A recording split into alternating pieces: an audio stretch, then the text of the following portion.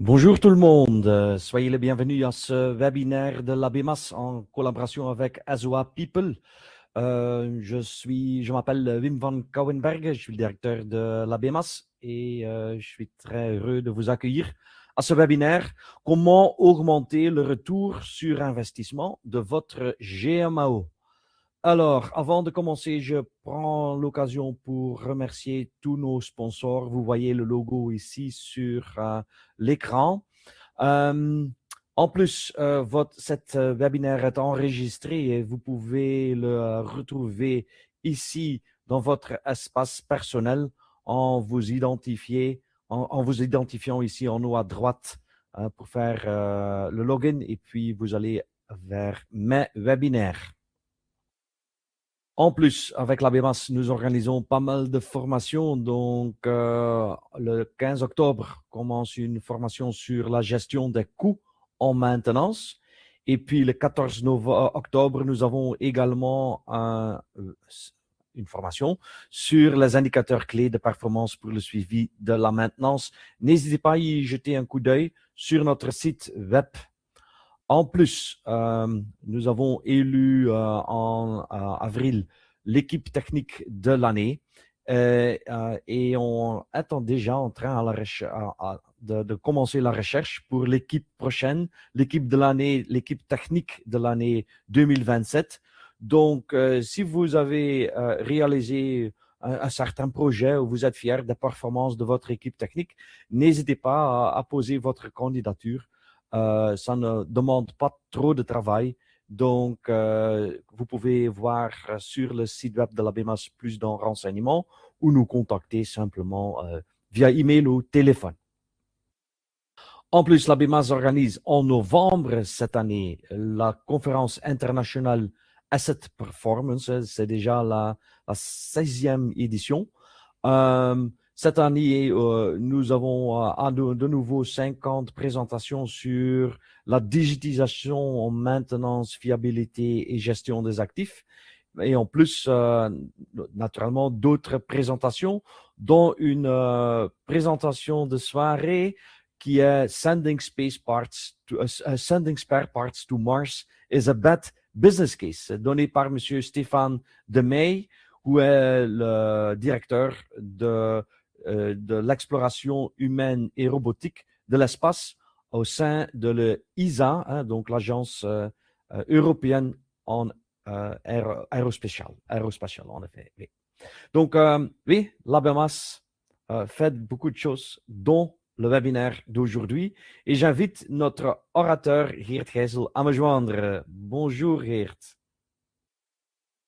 Bonjour même. Voilà, soyez le bienvenu sur ce webinaire. Hein. Merci. Ensemble avec Azua People, peut-être très brièvement, Geert, quel type de société est Azua People? Azua People, en fait, j'ai une slide, hein, si vous voulez, je peux montrer Ah, le slide tout de suite. ok. C'est une société qui est, voilà, c'est d'abord moi, mais puis la slide suivante. D'accord, ok, merci. Azua People, c'est une société spécialisée dans le monde des AP. Donc, on a plus que 1000 clients partout dans le monde.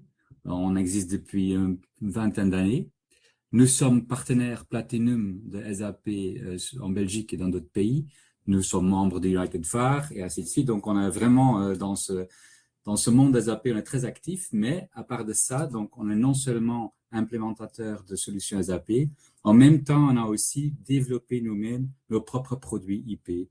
Donc, IP, Intellectual Property, donc des produits qui sont à nous, que nous, on a développés. Il y a deux suites. Il y a la suite Ready for Credit Management et il y a l'autre suite qui s'appelle Ready for Asset Management, dont vous voyez ici quelques impressions d'écran. La suite Ready for Credit Management, ben, c'est surtout l'information crédit, donc la connexion avec les agences d'information financière, la gestion du risque client, l'assurance crédit et autres. De l'autre côté, Asset Management, ben, on va parler aujourd'hui bien sûr de la GMAO, donc c'est un système de GMAO qui est entièrement intégré dans SAP. Donc, il n'y a pas une autre database, c'est seulement une couche supplémentaire de mobilité, mobilité opérateur, technicien, magasinier, si vous voulez. Il y a aussi un planning board, comme vous le voyez ici à l'écran. il y a des dashboarding et tout, donc aussi toute une suite avec des produits pour soutenir les utilisateurs SAP en travaillant dans SAP même. Et en facilitant naturellement aussi l'usage, en effet, du tout, hein, du système entier. Oui, absolument, c'est bien le but. Oui. OK, très bien. Alors, oui, tu as déjà beaucoup d'années dans le monde de l'implémentation hein, d'outils. Peut-être vous pouvez dire un peu sur votre carrière, en effet. Hein. Je vois beaucoup de noms ici Oui, sur bah les... oui, en quelques mots. Oui, voilà. En fait, j'ai créé, c'était dans les années 90, 92, 3, 4, où on a vu que c'était vraiment la deuxième vague de digitalisation. On a vu qu'il y a beaucoup de gens, beaucoup de sociétés, d'organisations qui voulaient aussi demander ou plutôt forcer les ouvriers à faire certaines choses dans les systèmes informatiques. Donc, ils devaient, à partir de ce moment-là, ils devaient eux-mêmes saisir des données, confirmer des heures prestées, créer des demandes d'achat, confirmer des ordres de travail et autres. Et donc, c'était vraiment une vague qui était très importante parce que ça créait quand même des tensions sociales, syndicales et autres. Et donc là, on a vu qu'il fallait absolument aider ces gens aussi à adopter la solution, les solutions.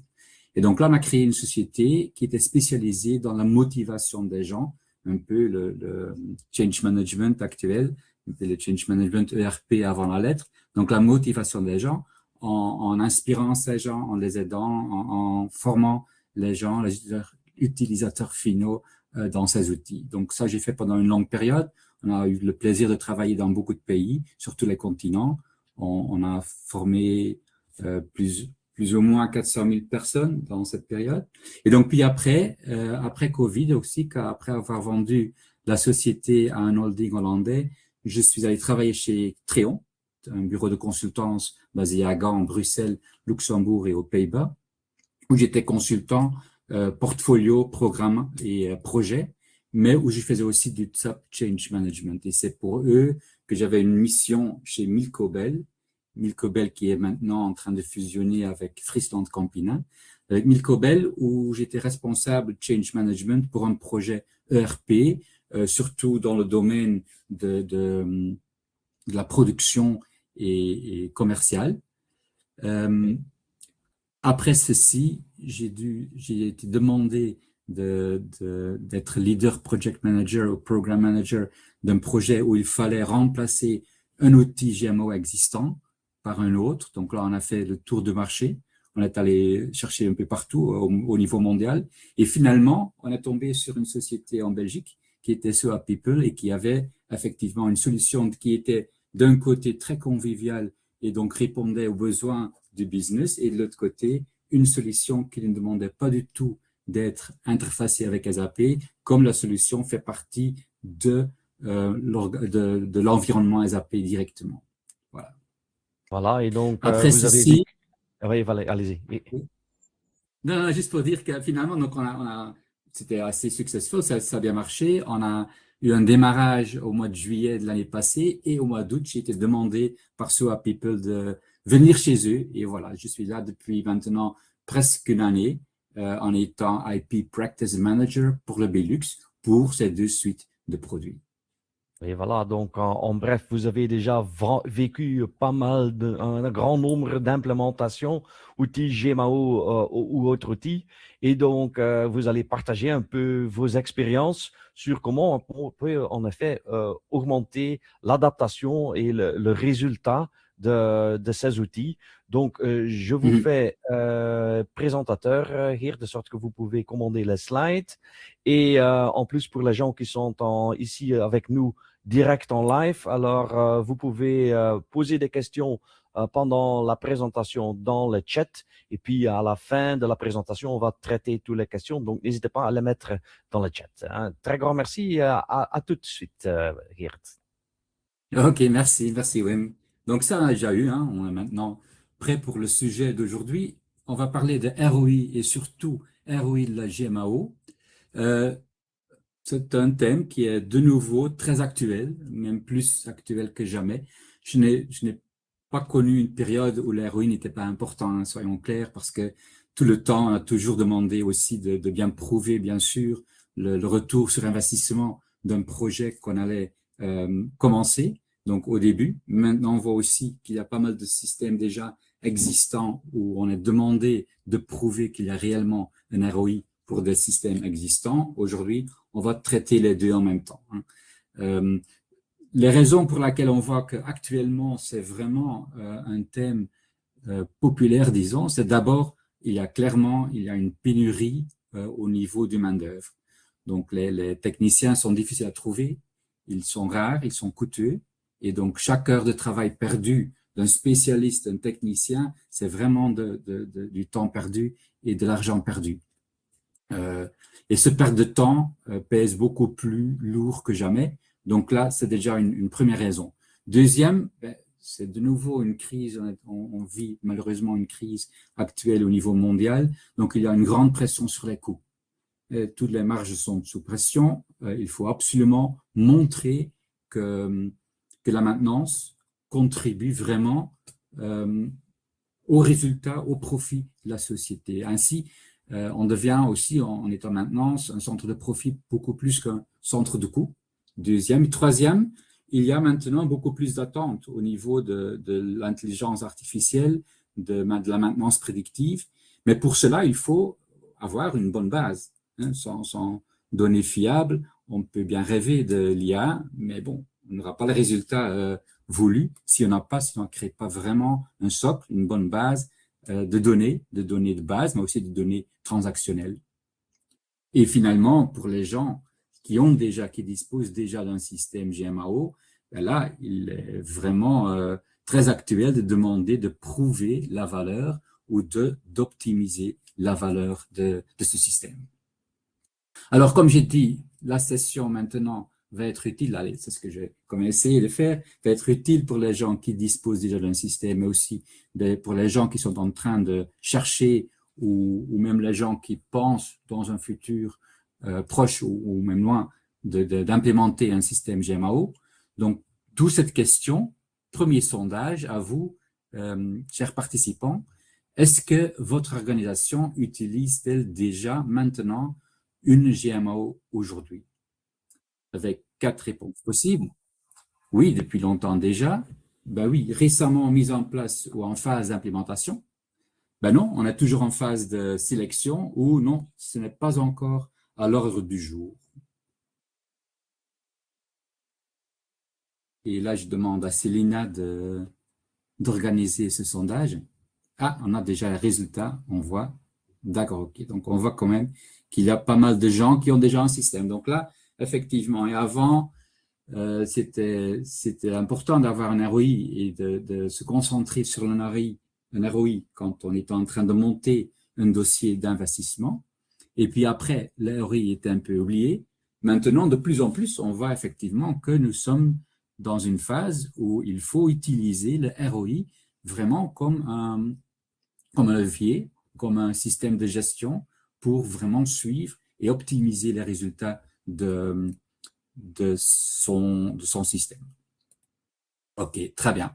Alors maintenant, le programme d'aujourd'hui, on a 1 heure, un peu moins d'1 heure, pour parler maintenant d'abord du succès d'un système GMAO, puis ce que signifie réellement le ROI, parce que là, il y a quand même pas mal de définitions. Ben, il faut être clair sur la définition qu'on utilise, surtout aussi chez vous, pour avoir un vocabulaire correct parmi toutes les parties prenantes.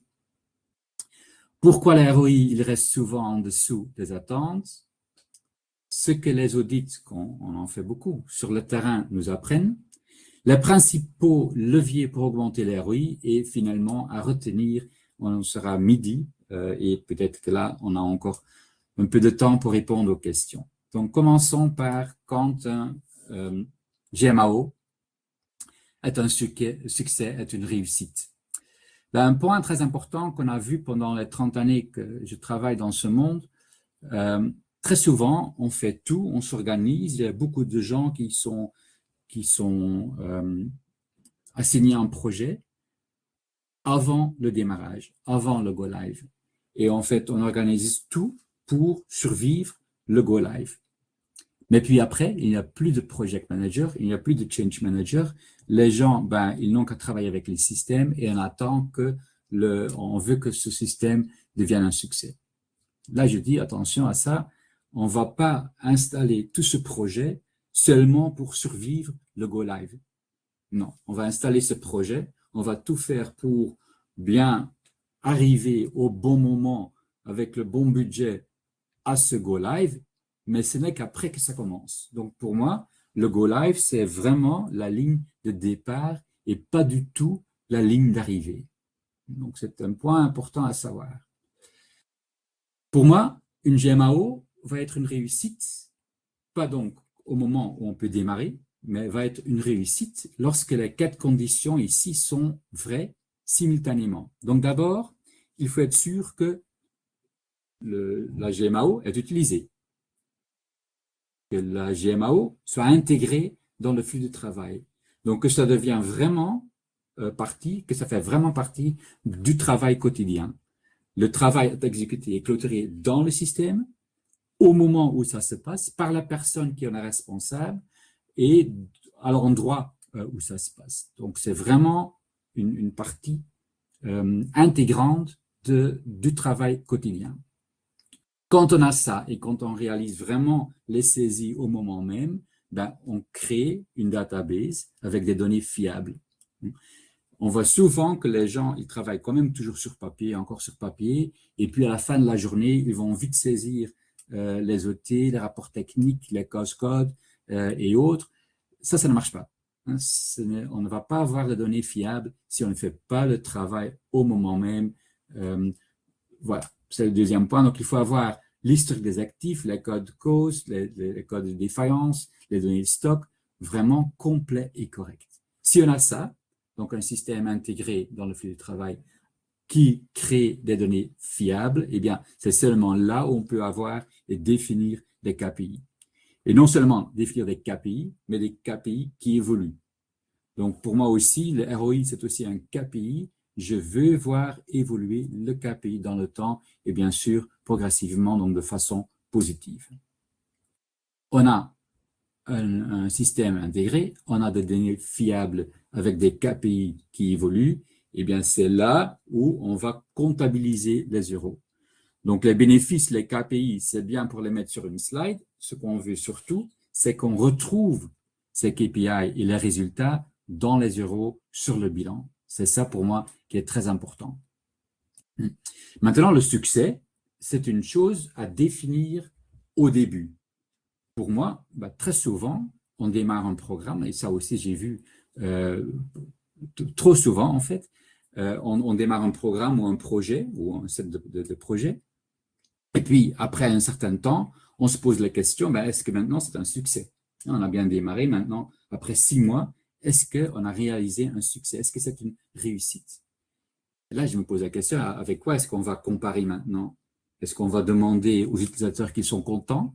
Est-ce que c'est ça le vrai succès? Est-ce qu'on va regarder si on a maintenant un peu moins de maintenance corrective en faveur de maintenance préventive? Est-ce que c'est ça le succès? Eh bien, je ne sais pas.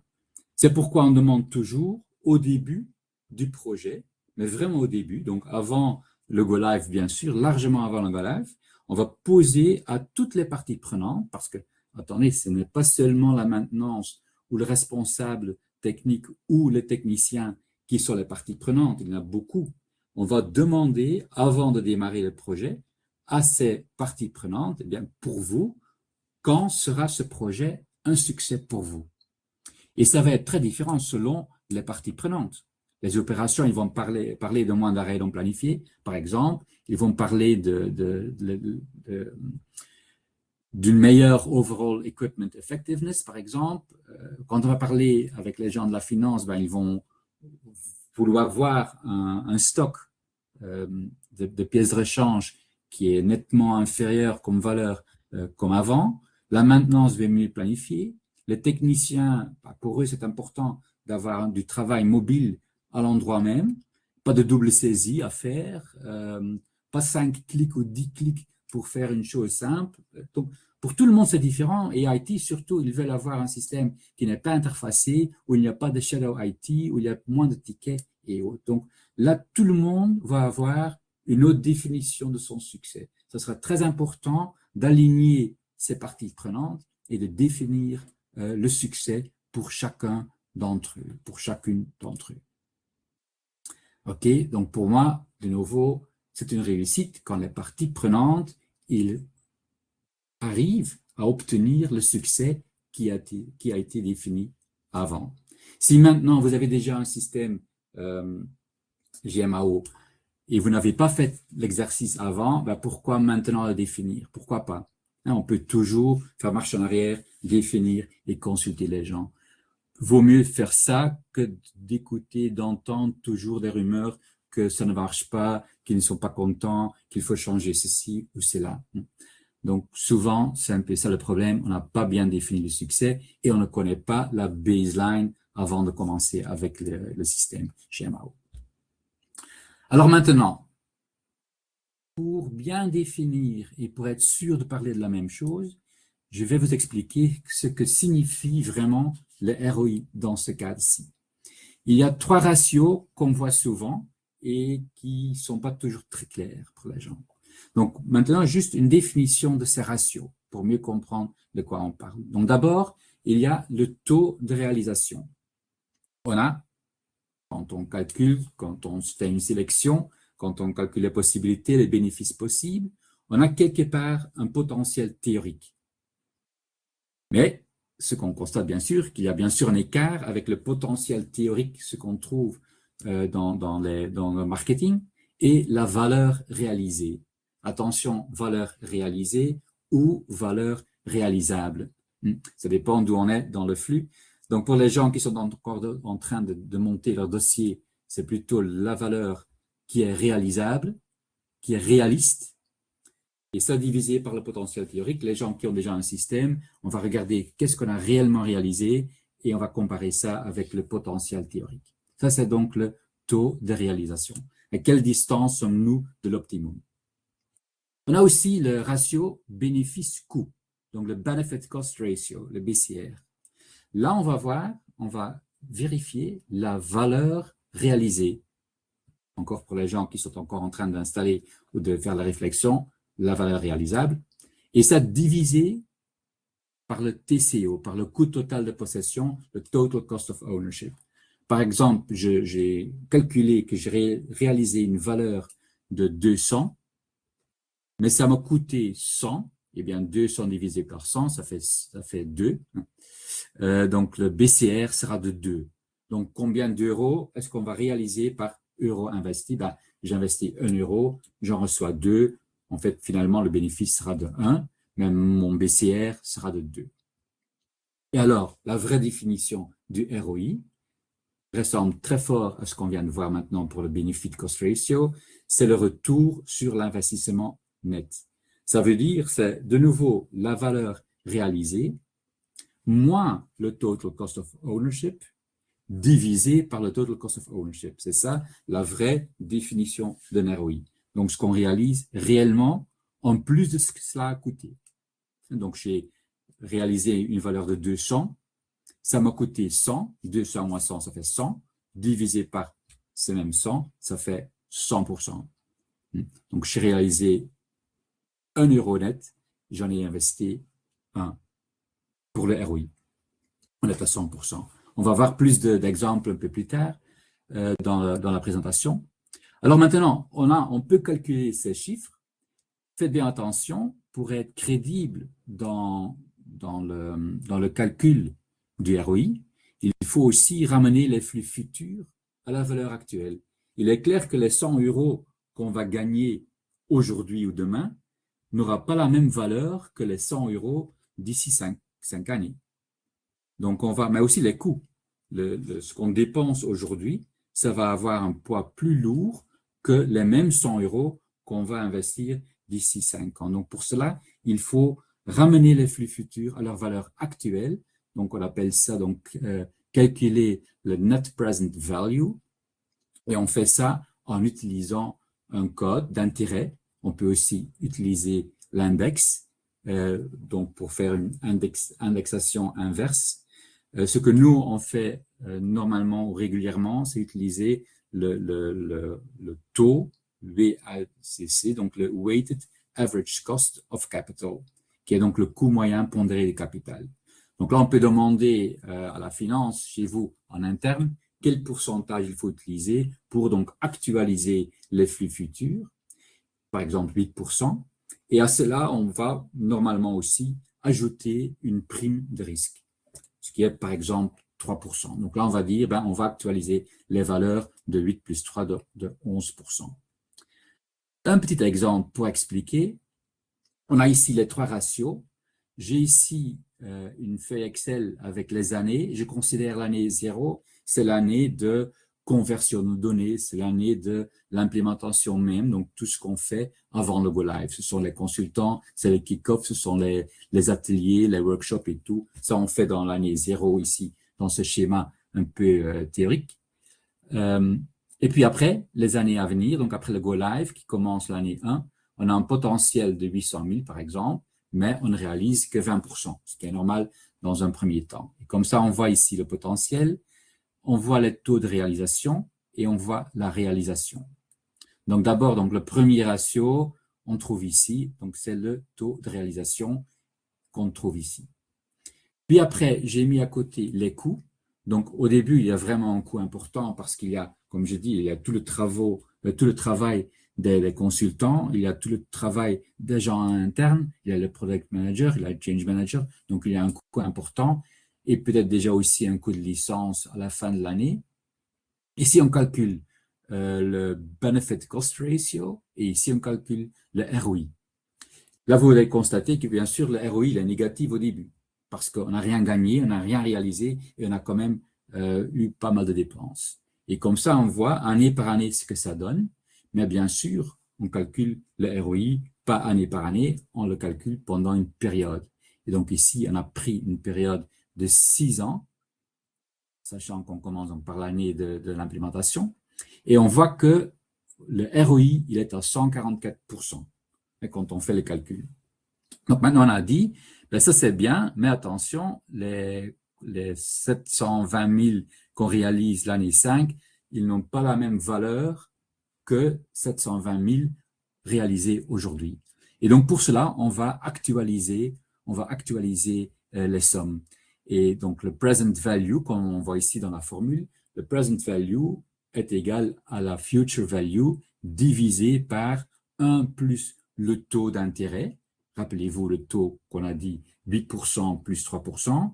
Et cela à la puissance de n étant le nombre d'années.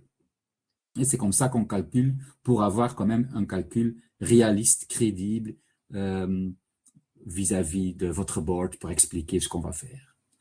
J'espère que c'est clair, c'est pas pour faire plus complexe, mais c'est bien de parler la même langue de votre responsable financier et que vous êtes d'accord sur le principe et sur les taux d'intérêt à utiliser. D'accord, donc maintenant on sait ce que c'est l'ROI, mais on ne connaît pas encore sa valeur. Comment est-ce que maintenant on va calculer la valeur, c'est-à-dire donc ici comment j'ai fait, voilà, comment le potentiel qu'on peut réaliser. Comment est-ce qu'on peut les calculer? Eh bien, pour cela, on voit 6 flux de valeurs. Très souvent, dans la littérature, on ne trouve que 1 flux, 2 flux, 3 flux, peut-être. C'est rare de voir tous les 6 flux de valeurs dans un calcul de ROI.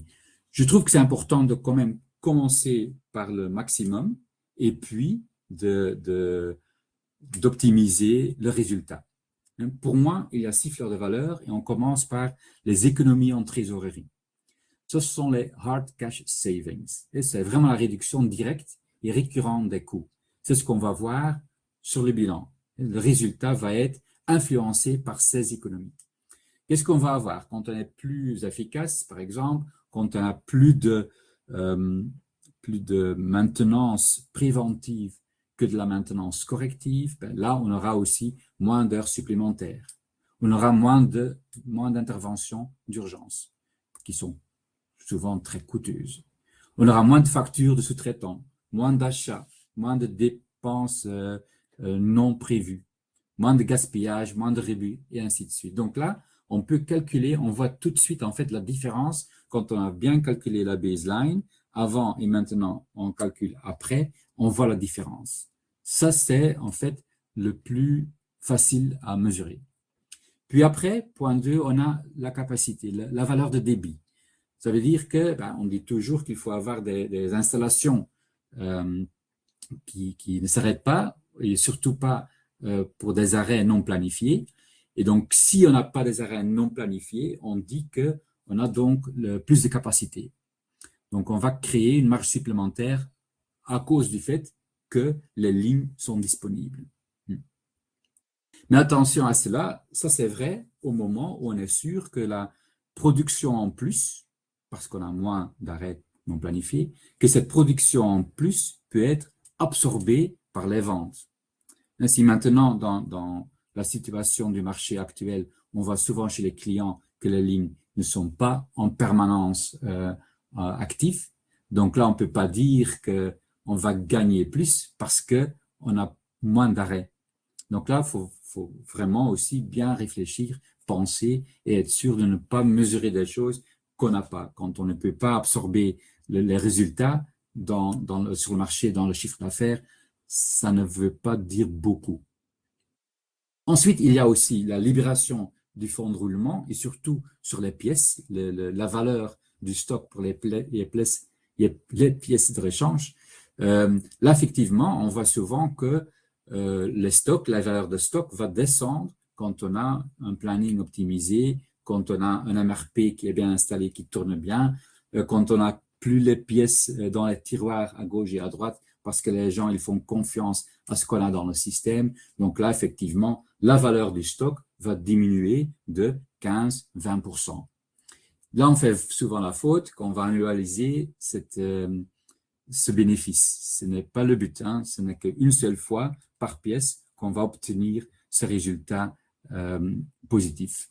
Donc, on fait ça une seule fois. Par contre, les frais de stockage, là, on les a bien toutes les années. Donc, sur la partie du stock qu'on a pu diminuer, les frais de stockage, ça, on peut prendre tous les ans. Alors, un autre flux assez difficile à mesurer, c'est le risque qu'on a pu éviter. Donc, l'évitement ajusté du risque. On a moins d'accidents, moins d'incidents. On a peut-être moins d'amendes parce qu'on a bien suivi les règles, on a bien respecté les plans de maintenance préventive, par exemple. On a pu répondre positivement aux audits. Hein. Donc, tout cela, ce sont des risques qu'on peut éviter avec un système GMAO. Là aussi, il faut calculer comment on calcule. On prend la probabilité fois l'impact financier. Et moins, bien sûr, l'impact après le CMS. Comme ça, on voit la différence entre la baseline et la situation actuelle. Nous y sommes presque. On a, au numéro 5, on a la valeur d'option stratégique. Ça, c'est vraiment difficile parce que là, on dit le ROI de notre système actuel ou du système qu'on va installer, le ROI va entre autres venir d'un projet futur qui sera un projet stratégique de, par exemple, de l'installation de la maintenance prédictive ou de l'installation d'un système d'intelligence artificielle. Donc, en fait, on va devoir prouver un ROI ou on va devoir valoriser un ROI ou une valeur pour quelque chose qui va en fait servir de base, de socle pour un projet futur. Donc là aussi, bien réfléchir, bien parler aussi avec les autres gens responsables pour les projets futurs, avec la direction aussi, pour quantifier ce que ça peut représenter. Et puis finalement, à ne pas sous-estimer non plus, c'est la valeur IT. Quand on a un système qui est vraiment intégré dans le système ERP, quand il n'y a pas de double travail, il ne faut plus avoir des Excel en plus, il ne faut pas maintenir un autre système à côté. On peut plus facilement implémenter ou faire des rollouts dans d'autres pays. Tout cela aussi compte au niveau de l'IT. Donc, un bon système GMAO va aussi être bénéficiaire pour, bien sûr, le IT. Et donc, comme ça, on a maintenant les 6 flux de valeurs qu'on peut utiliser. Il est clair qu'on ne va pas toujours utiliser ces 6 flux de valeurs. Ce sera à vous de bien déterminer avec les parties prenantes, les stakeholders, lesquels on va utiliser pour calculer le ROI et pour définir les KPI qui vont prouver le succès. Ça, pour les valeurs, on obtient ici les valeurs maximales. Mais attention, il faut respecter les règles. Je dis qu'on va maintenant obtenir donc les valeurs maximales, puis après, on va aussi appliquer des facteurs de réduction, des facteurs de remise, hein, pour générer une réalité du terrain. Mais donc d'abord, je vous demande de compter honnêtement. Il y a des règles, comme j'ai dit.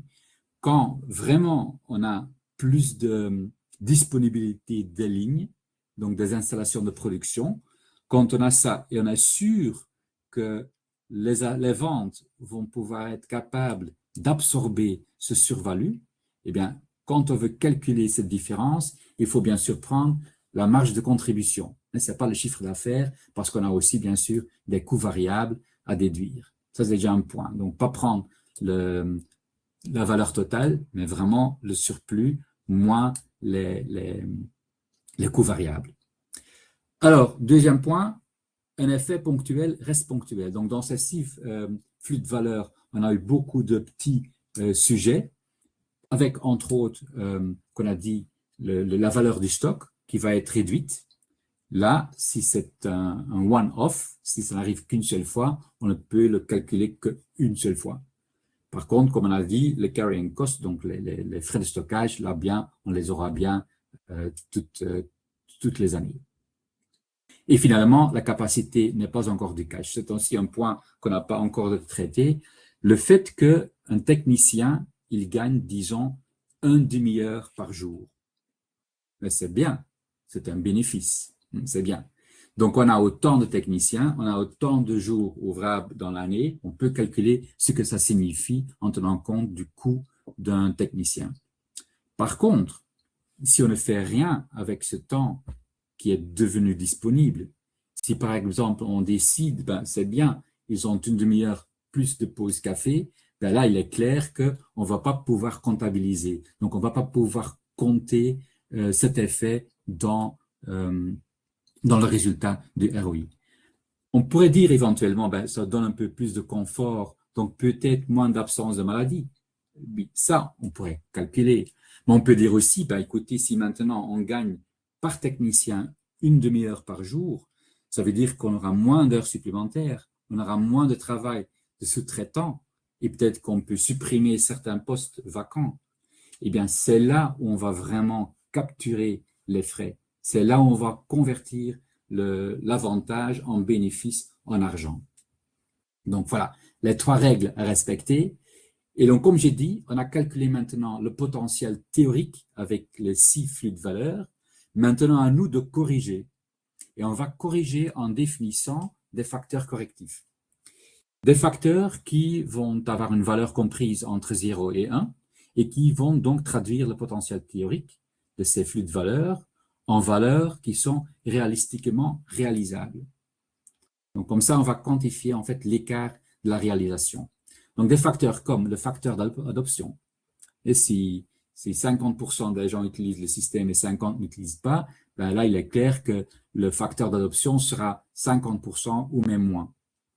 Le facteur de capture du cash, comme j'ai dit, quand on dit qu'on a 20 minutes ou 30 minutes de disponible extra par technicien par jour, si on décide de ne pas capturer ça et de ne pas transformer ça en cash, eh bien là, il y a un facteur de capture de rien.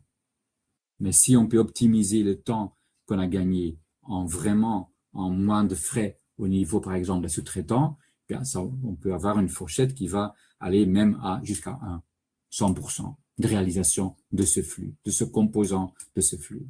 On a les facteurs d'adressabilité, les facteurs de maturité, les facteurs de qualité de données, et ainsi de suite. Donc, on a toute une série de facteurs. Vous pouvez télécharger après les slides, parce que je pense que ces informations sont quand même importantes à connaître. Donc, pour faire ce calcul. Ensuite, il est clair qu'on ne peut pas utiliser ces facteurs correctifs sur tous les flux de valeurs. Donc là, j'ai ajouté ceci. C'est pour montrer où on peut décider d'utiliser ce facteur correctif.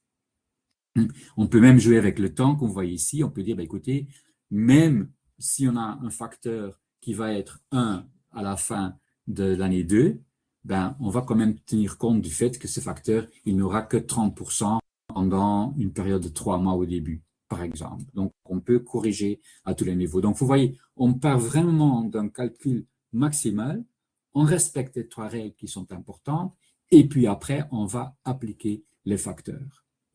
Ce qui viendra après dans la présentation, c'est le levier maintenant pour faire bouger ces facteurs correctifs d'une valeur minimale vers une valeur qui est maximale pour ce facteur correctif. Un autre point, il ne faut pas tout mélanger. Il ne faut pas prendre tous ces facteurs et les multiplier pour obtenir une valeur, parce qu'on sait bien, si on est à 25% pour un facteur et 20% pour un autre, et on multiplie, ben tout de suite, on va finalement arriver à un ROI de 0 qui n'est pas correct non plus. Donc, on va bien choisir les facteurs qu'on veut appliquer. Quand on utilise ces formules, faites bien attention à ne pas prendre la valeur totale de l'ROI et puis multiplier par tous ces facteurs pour calculer l'ROI. Non, on va prendre un flux avec ces 1, 2, 3 maximum facteurs qui sont pertinents. Comme ça, on fait la somme de chaque fois le flux multiplié par ces facteurs. Quand on a la somme, c'est là où on va faire le calcul moins TCO et puis diviser par le TCO pour obtenir le ROI bien calculé. Alors maintenant, la pratique. On va regarder maintenant, on va voir ici une feuille Excel. Ce n'est pas un benchmark, soyons clairs. Ce n'est pas non plus un cas concret d'un client concret, mais c'est bien basé sur un de nos clients. Donc, ce qu'on a ici, d'abord, on a créé un onglet en Excel avec toutes les valeurs à saisir. Et donc, moi, je veux connaître la valeur du stock, par exemple, des pièces aujourd'hui. Je veux connaître la réduction potentielle de cette valeur. Je veux connaître le nombre de techniciens qu'on a. Je veux connaître leur coût, et ainsi de suite. Donc, il y a toute une série de valeurs à chercher partout, chez toutes les parties prenantes, bien saisir ça dans cette feuille avant de pouvoir commencer à calculer. Ce qu'on fait aussi pour ce client, on a aussi défini des scénarios. Un scénario conservatif, base ou ambitieux. Et ça aussi, on va intégrer dans le calcul de l'ROI. Alors, ce qu'on a ici, eh bien, pour ce client, on a sélectionné, comme vous le voyez, des discount factors, donc ces facteurs de remise. On a l'adoption, on a pris l'adoption, on a pris bien sûr aussi le cash capture, l'addressability, la maturité et l'intégration de la qualité. Et pour eux, on a défini qui est le typical minimum, le typical maximum, et puis les 3 scénarios. Et alors au client de sélectionner, comme vous l'avez vu ici, qu'est-ce qu'on va prendre comme scénario? Est-ce qu'on va prendre base ou est-ce qu'on va être plus ambitieux que ça?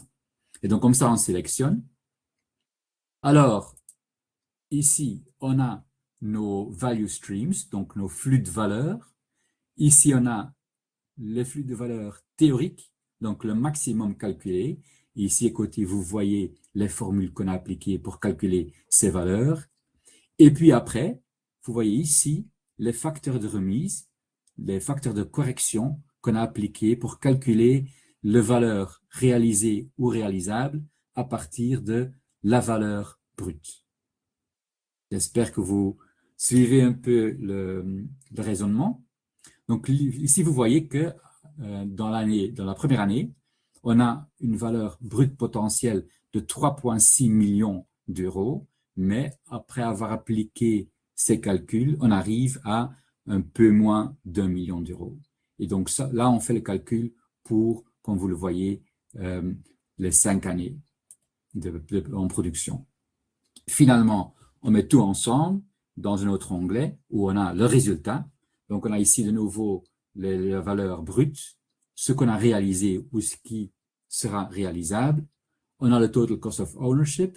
Et puis, on a ici le present value, donc l'actualisation, donc recalculé à aujourd'hui, pour finalement ici tomber sur un résultat que vous voyez, que vous constatez, c'est qu'on a ici un net present value du ROI calculé de 158%. Donc, comme ça, en fait, on peut tout mettre dans une feuille Excel. Je vais vous dire que dans cette feuille Excel, déjà, par exemple, il y a 320 formules qu'on a intégrées pour faire ce calcul. Voilà, donc là, je vous invite à vérifier après un peu ce qu'on a fait ici. On peut le faire pour vous aussi. C'est un service que nous, on offre comme sur People pour des programmes à nous, pour des logiciels à nous, mais aussi pour d'autres logiciels si vous en avez. D'accord, donc d'abord, on a défini le succès. Quand est-ce que la GMAO est une réussite? Après, on a défini ce que c'est le ROI et on est vraiment allé dans les détails. On a montré comment on peut calculer. Alors maintenant, quand on a tout ceci, pourquoi est-ce que le ROI reste souvent en dessous des attentes? Eh bien, je vous pose la question. Selon vous, quel est le principal frein à la réalisation du ROI dans votre organisation? Et on peut choisir plus qu'une valeur. Est-ce que c'est le logiciel? C'est l'adoption, la qualité de données, la gouvernance. Ah, on vous laisse encore 5 secondes. 3, 2, 1. Et Célina, est-ce qu'on a un résultat à montrer? D'accord. Ok, donc selon vous, et en sachant qu'il y a beaucoup d'entre vous qui ont déjà un logiciel, ce n'est pas vraiment le problème du logiciel. C'est plutôt un problème du processus, on dit, ou de la qualité des données. Et c'est vrai que garbage in, garbage out, quand on installe une nouvelle GMAO, il faut bien investir dans le cleansing des données de l'ancien système, ça c'est clair. Il y a la gouvernance, mais il y a surtout, et c'est vrai, c'est surtout l'adoption qui manque. Mais c'est quand même bizarre de voir qu'il y a personne qui dit c'est le logiciel. C'est l'adoption. Hein. C'est là où on a vraiment un grand défi. Quand on prend ici la valeur potentielle, donc à gauche, disons, on a, comme on a dit, il y a personne qui a sélectionné le logiciel, donc on prend ici à gauche le logiciel. Donc, le logiciel que j'ai, ça peut être n'importe quoi, intégré en SAP ou pas, ça a une valeur potentielle. Cette valeur potentielle peut être, pour un logiciel top, ça peut être 85%.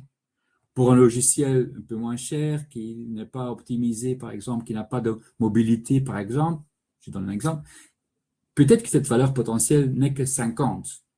Mais c'est une donnée. Donc, une fois la valeur ou le logiciel sélectionné, ben, on a ce logiciel avec sa valeur potentielle. Maintenant, on prend ça comme fixe.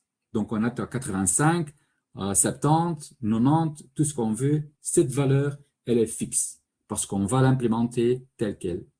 Alors maintenant, on va regarder la valeur réalisée. Et là, on tombe sur 20, 25, 30, 10, 15. Tout le monde est mécontent, peut-être, ou pas. On a un succès. On a peut-être à la même valeur que la valeur potentielle, peut-être. Et donc, c'est là, quand on demande aux utilisateurs, qu'est-ce que vous pensez de la solution? C'est là où ils vont dire, ben, je sais pas, je donne 3 sur 5, je donne 2 sur 5. C'est là. Mais attention, ils ne vont pas regarder la valeur potentielle. Non, ce qu'ils voient, c'est ce qui vit sur le terrain. Et donc, les 5 endroits où naît cet écart, c'est d'abord au niveau du processus, c'est au niveau de la qualité de données, c'est la config, c'est la gouvernance, mais absolument, je suis bien d'accord avec vous, c'est surtout et très souvent un problème d'adoption. Donc oui, le logiciel, c'est rarement la vraie cause pourquoi on n'obtient pas la valeur maximale possible du ROI. Souvent, c'est un problème de processus. On n'a pas d'usage, on n'a pas de mise à jour cohérente des bombes, par exemple. Il y a une absence d'usage mobile. Il y a des rôles qui sont flous. On ne sait pas qui fait quoi. On n'a pas bien installé une fonction ordonnancement claire, par exemple. Mais donc oui, le plus souvent, c'est la cause principale, c'est le problème d'adoption. On travaille toujours sur papier. On dit souvent, écoutez, on va travailler sans papier, on va travailler sur la tablette. Et là, je vois, le lendemain, quand on démarre, il y a toujours les classeurs, il y a toujours les armoires. Là, déjà, on peut être clair dans ses ambitions et dire, écoutez, on va laisser les classeurs qui sont remplis pour pouvoir chercher des plans éventuellement, malgré le fait que les plans se trouvent déjà sur la tablette. Mais on peut aussi dire, écoute, non, on va prendre tous les classeurs parce qu'on a tout digitalisé. À vous maintenant d'apprendre à utiliser l'outil. Les codes de défaillance qui sont devinés, les champs qui sont vides. Il faut remplir quelque chose, on va pas prendre le premier, ça marchera. Vous voyez, vous connaissez ça sur le terrain. La formation ponctuelle, mais après, plus de coaching sur le terrain. On voit aussi beaucoup de connaissances qui disparaissent. Donc, l'érosion des connaissances avec le temps, mais aussi lors des remplacements, où il n'y a pas d'ownership, il n'y a pas de pilotage. Donc, une fois démarré, une fois qu'on a survécu le go live, on verra bien. Non, on verra pas bien, ça ne sera pas un succès. Et attention à ceci, c'est un phénomène qui est très connu aussi, qui est parfois méconnu, mais qui existe, ceux qu'on a rencontré souvent, c'est ce qu'on appelle l'adoption fantôme, qui est encore pire que l'absence d'adoption. Parce que là, on pense que les gens travaillent. Vous connaissez ça quand, par exemple, on dit, écoute, on a quand même quelques petits soucis, on a des tickets de support un peu partout, sauf en Brésil. Parce que là, tout va bien. Sauf en Turquie. Là, tout va bien parce que on ne les entend pas. Il n'y a pas de tickets, il n'y a jamais de coup de fil, il n'y a jamais de demande de support. Tout marche bien. Et effectivement, quand je vais dans le système, il crée bien des outils. Bon, oui. Là, souvent, on voit qu'il y a un flux papier, qu'il y a quelque part quelqu'un qui fait du travail administratif pour saisir tout dans le système et c'est fait. C'est ça ce qu'on appelle l'adoption fantôme. Ça, c'est un vrai danger aussi. Donc, faites attention à ça. Alors, comme j'ai dit, j'ai pendant les 30 ans, j'ai fait beaucoup d'audits aussi sur le terrain et il y a très peu qui a changé, il faut le dire, il faut l'avouer, il y a très peu qui a changé.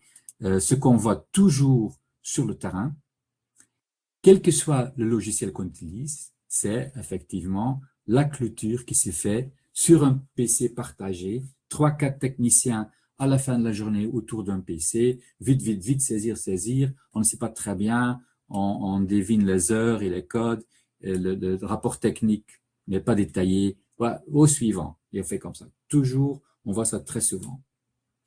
On voit toujours des fichiers Excel. Il y a toujours des gens qui aiment beaucoup Excel, qui aiment télécharger en Excel, ils ont des macros, c'est très joli tout ça, mais c'est bien sûr, c'est pas un système en ligne. Donc, dès qu'on imprime, dès qu'on transfère vers Excel, les données ne sont plus pertinentes. On voit le stock système qui ne correspond pas au magasin. Ça aussi, comme j'ai dit, il y a toujours des pièces dans les tiroirs, parce que comme ça, je suis sûr.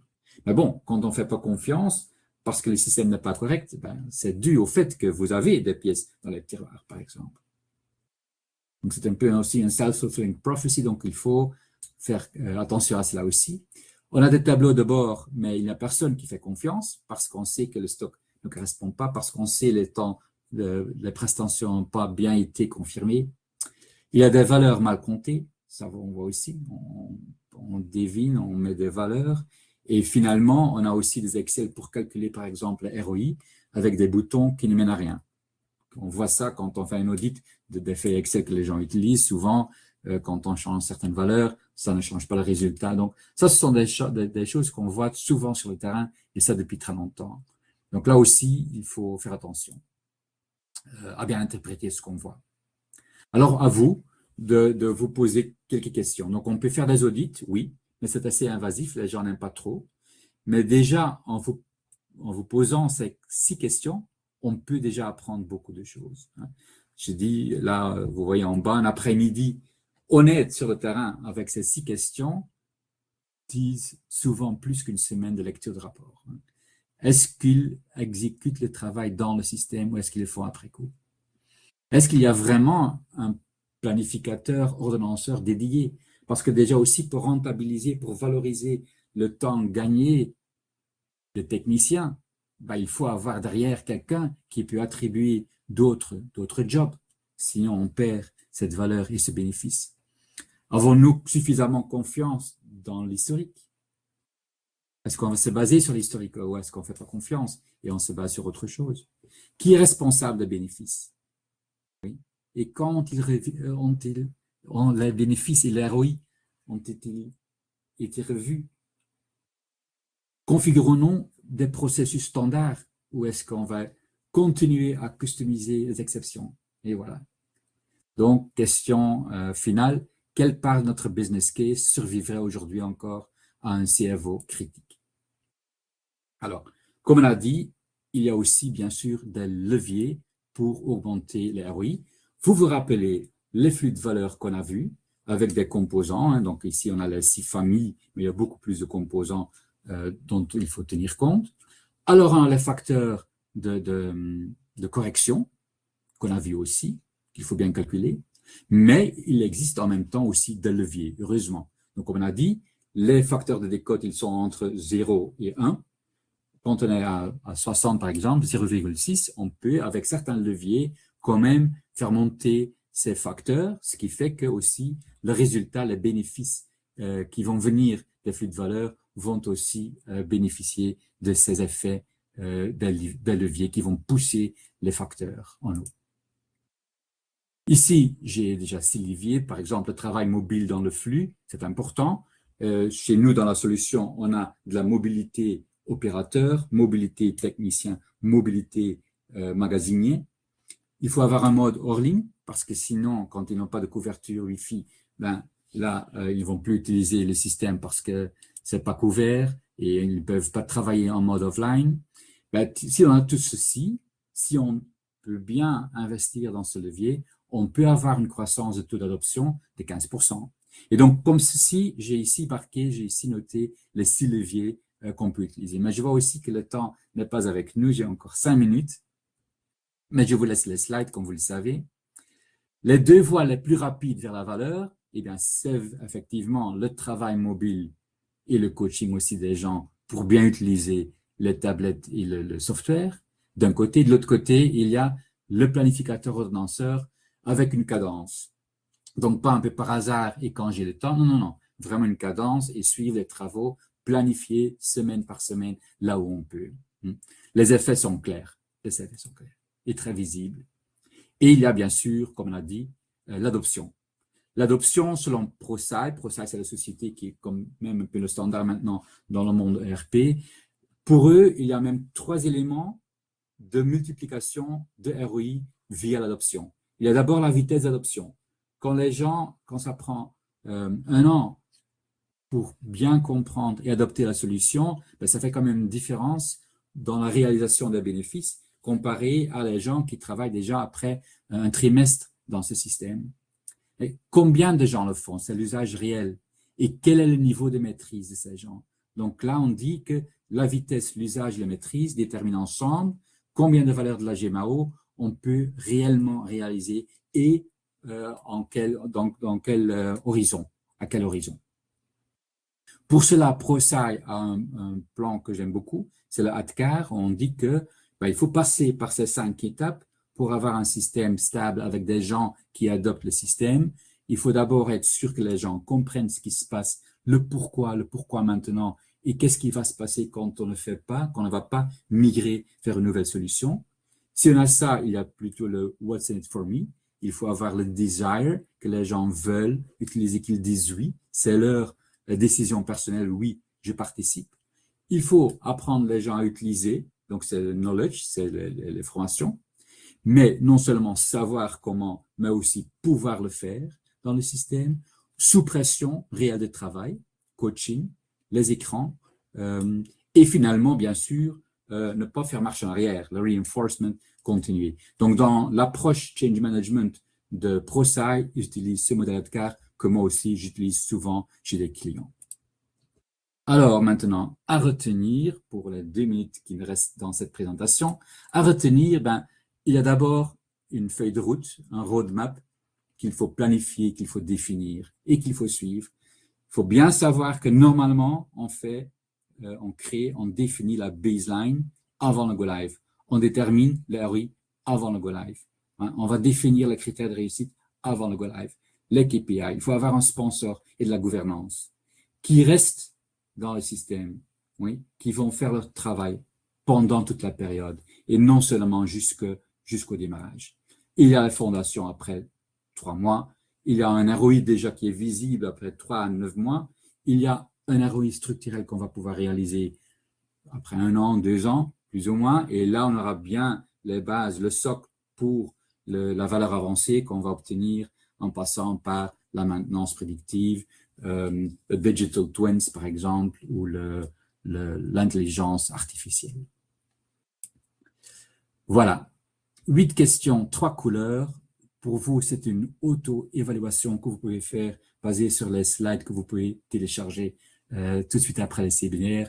Là, vous voyez en rouge, orange et vert, et ça vous aide à mieux vous concentrer sur les points où il y a du travail à faire. Du travail à faire parce que, attention, le retour sur investissement, return on investment, to return, c'est un verbe. En irlandais, on dit werkwoord. Werkwoord, c'est un mot de travail. Le ROI, c'est du travail. Ça n'arrive pas, ça ne tombe pas tout seul. Et donc, il faut avoir des responsables par flux qui ont une revue mensuelle pour faire avancer. Donc, alors, les 5 points. Définissez la réussite avant le Go Live de manière explicite et par partie prenante. Comptez avec 2 chiffres. Il y a un potentiel théorique, il y a une valeur réalisée. Posez la question de triage. Est-ce que c'est vraiment un problème de logiciel ou plutôt le processus ou plutôt l'adoption? Les 3 sont possibles, mais il faut bien se poser la question. Piloter les facteurs, l'adoption, important, planification, qualité des données, captation du cash, ce sont des leviers, pas des excuses. Et, comme je viens de dire, les bénéfices se récoltent. Ils ne tombent pas tout seuls, il faut travailler pour obtenir ces bénéfices. Eh bien, il est midi. Wim, j'ai bien respecté le temps que vous l'avez demandé. Y a-t-il des questions? Voilà, je laisse la parole à Wim. Oui, certainement. Et déjà, un très grand merci. Je sais que c'est la midi, donc peut-être certaines personnes doivent nous quitter pour une autre réunion, mais nous allons continuer quand même à traiter quelques questions. Donc, j'ai essayé de noter aussi ou marquer aussi le slide. Donc, retournons un peu sur le slide 7, Geert. Donc, ça, c'est pas le... oui, voilà, ça, c'est 30.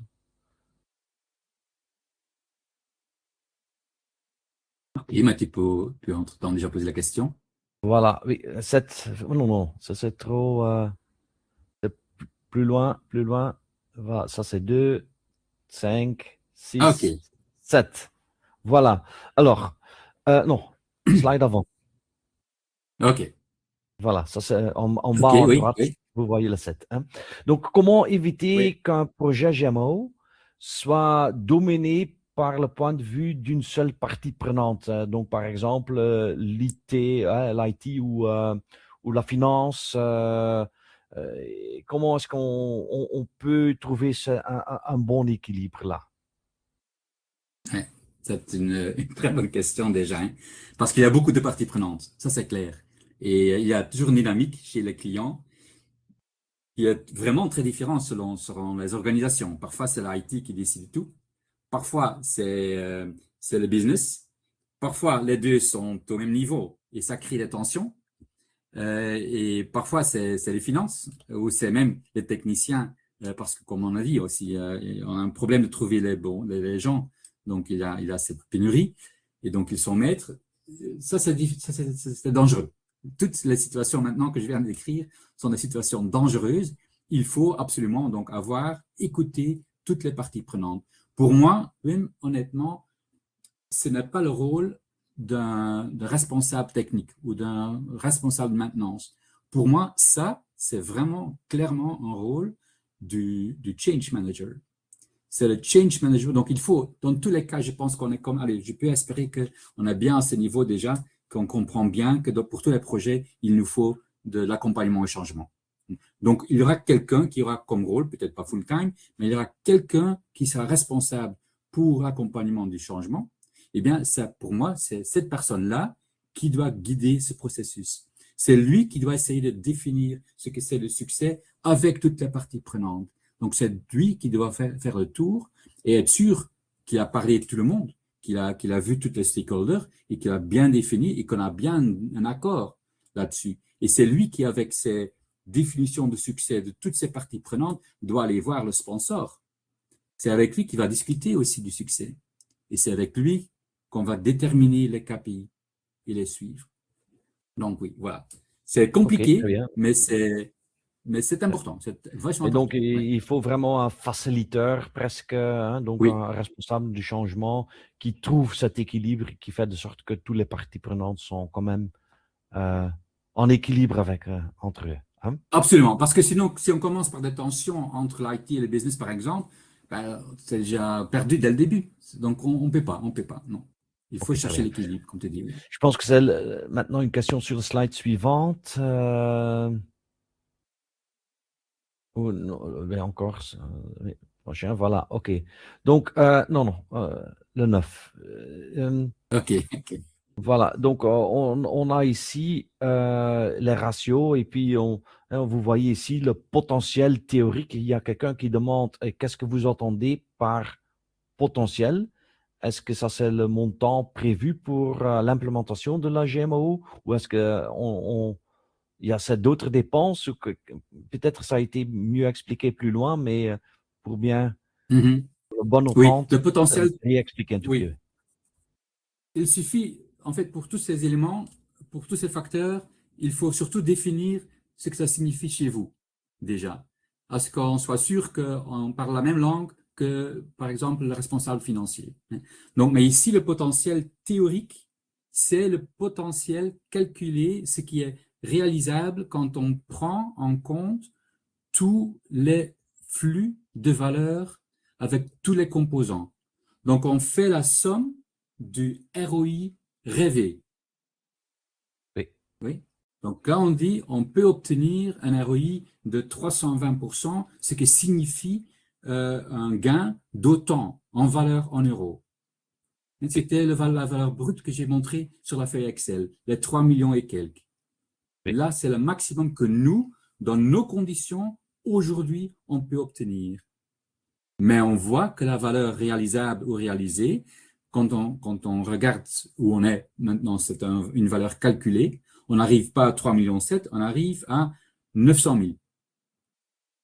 Quand on n'a pas encore de système, ben, on fait marche en arrière, on calcule de nouveau le potentiel théorique, mais on applique déjà les facteurs de remise qui peuvent évoluer dans le temps.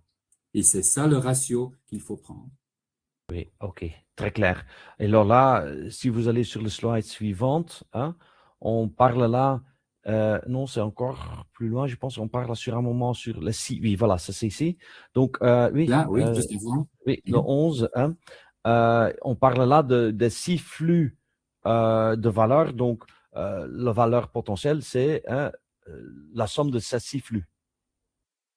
Oui, oui. En sachant que ces flux, ils ont tous leurs composants, mais ils ont Oui, aussi tous leurs défis de calcul. Hein. C'est pas évident de calculer l'évitement ajusté du risque, par exemple, ou la valeur d'option stratégique. Mais effectivement, c'est la somme de tous ces composants. Maintenant, parfois, il y a des éléments qui ne jouent pas. Comme j'ai dit, les gens qui sont en difficulté pour l'instant, le gain en capacité, ça, peut-être que ça ne compte pas pour l'instant. Hein. Donc oui, ça, pendant certaines périodes de crise, certains de ces flux de valeurs n'existent pas, mais d'autres sont bien pertinentes. Donc, c'est ah, la ok, très somme bien. à ce moment-là.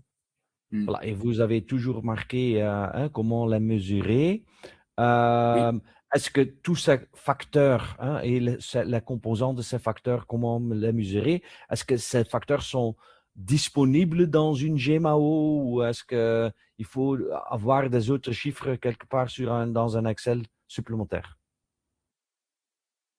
Je peux espérer que les facteurs sont disponibles dans la GMAO. Ça, je peux espérer. Maintenant, c'est vrai que parfois, c'est difficile de tirer des rapports, de créer des rapports à partir des données qui ne sont pas toutes disponibles.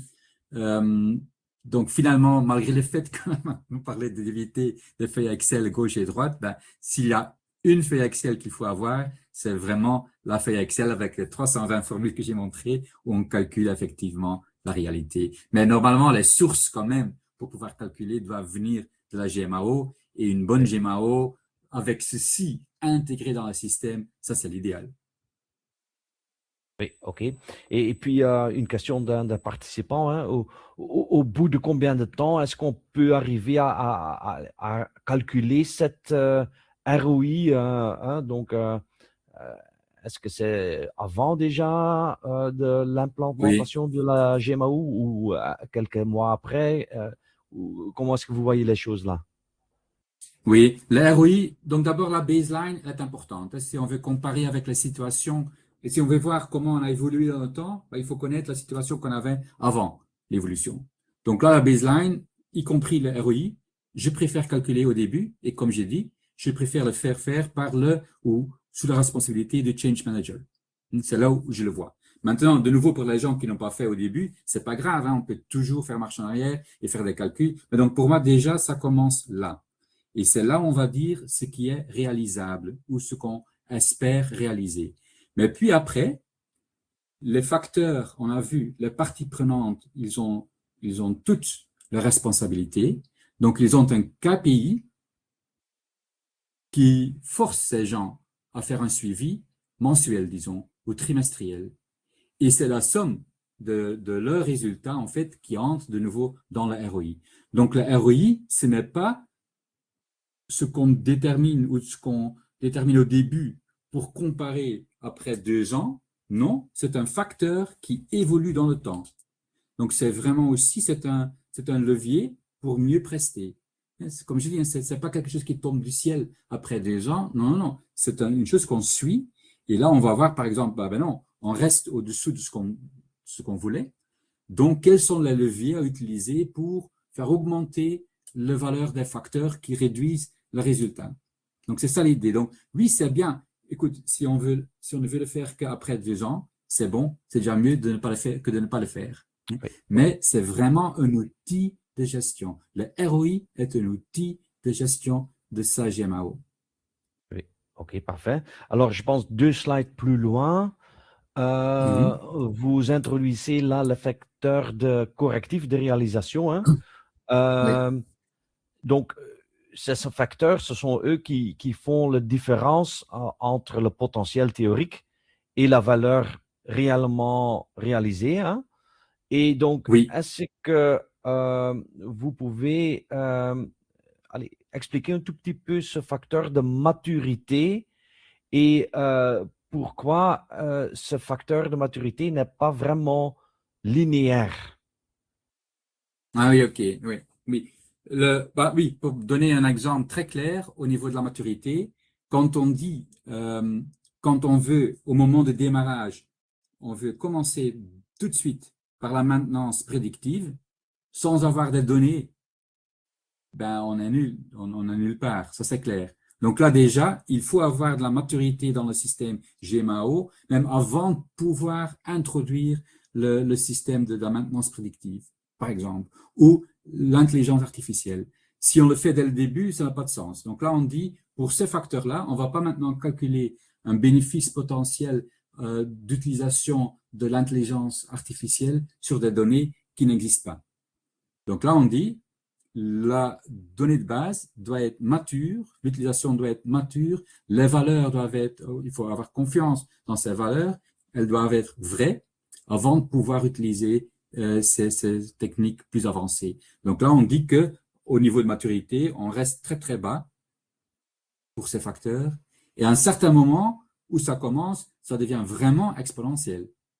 Et donc ça, on voit aussi avec d'autres. Hein, on voit aussi avec d'autres éléments. On a des gens qui sont des early adopters, qui travaillent bien dans le système. Ça prend du temps avant que les autres suivent. Donc au début, ce n'est qu'un petit équipe pilote de techniciens. Et petit à petit, ça commence à augmenter. Et soudain, hop, on est parti et ça devient aussi exponentiel. Oui, voilà. Mais quand tu vois l'impact de ces facteurs, hein, euh, Oui, elles sont assez importantes, hein. Donc, est-ce que ces oui, facteurs de correction deviennent-ils également des KPI ou des PI, hein? Et oui. est-ce qu'on peut ou est-ce qu'on doit les suivre en continu? Et est-ce que la GMAO peut aider à générer ces KPI, PI ou ces facteurs de correction? Euh, 3 fois oui. Oui. Oui, je trouve que oui, hein, OK. c'est effectivement, ce sont des pays, oui, c'est aussi, comme je dis, hein, c'est aussi une façon d'optimiser l'utilisation. ce sont des leviers. Allez, il y a des leviers pour optimiser les facteurs correctifs, mais aussi les facteurs correctifs, quand on voit qu'ils sont trop bas, ben, il faut jouer là-dessus, hein, faut corriger, il faut augmenter, il faut définir des plans d'action clairs pour faire augmenter en valeur ces facteurs correctifs. OK, très bien. Et donc, la GMAO peut aider à bien suivre et donc on peut tirer ces données d'une bonne, d'une GMAO bien, bien, comment dire, bien construite.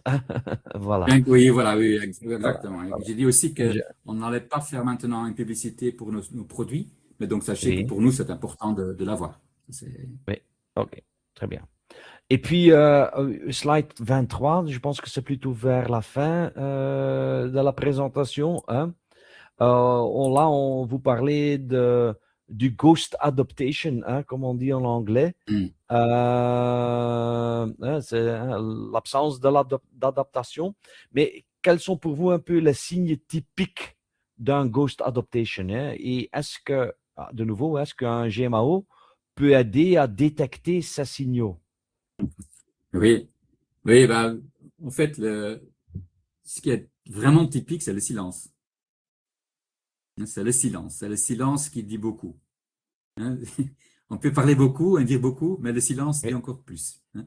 Parce que c'est vraiment silent. On n'a aucun ticket venant de n'importe allez, du site dont je parlais en Turquie, par exemple. On n'a pas de oui, ticket. Quand on fait des surveys, ils sont tous très heureux. Quand on demande s'il ne faut pas venir pour faire du support ou des formations, d'autres formations, lessons learned et autres, non, c'est pas nécessaire. Tout le monde est très heureux. Ça marche très, très bien. On a une communauté. Les utilisateurs sont, voilà, tout marche bien. Voilà. Là. Comment est-ce qu'on peut retrouver ça? Ben, on voit par exemple que tous les OT sont faits le soir à 16h45. Il n'y en a pas le matin, il n'y en a pas la nuit, surtout pas le week-end. Donc voilà, c'est là où ça commence. On voit aussi que les codes qu'on utilise, les damage code, cause code et autres, sont toujours les mêmes. Ah oui, parce que l'administrateur qui l'a saisi, ben, il s'en fiche. Donc là, donc c'est vraiment là. Donc on peut assez facilement auditer dans un système à distance ce qui se passe réellement. Mais je trouve ça, allez, c'est un sujet allez, que j'aime beaucoup. En fait, oui. j'ai même des présentations là-dessus. Donc si tu veux, Wim, pour un webinaire prochain, on a déjà un Oui. sujet si tu veux. Oui, parce que allez, à ce moment-là, ça utilise un peu le metadata dans la GMAO, hein, pas pour, Oui, hein, pour voir hein, oui, comment est-ce que mon système, quelle est allez, on fait de la gestion d'actifs et de la maintenance du système GMAO à ce moment-là, hein. Donc, oui, ça peut oui, être oui, un sujet très intéressant. Et je pense avec oui, ça, et avec cette réponse, et avec cette idée, Geert, on peut aller finir la présentation.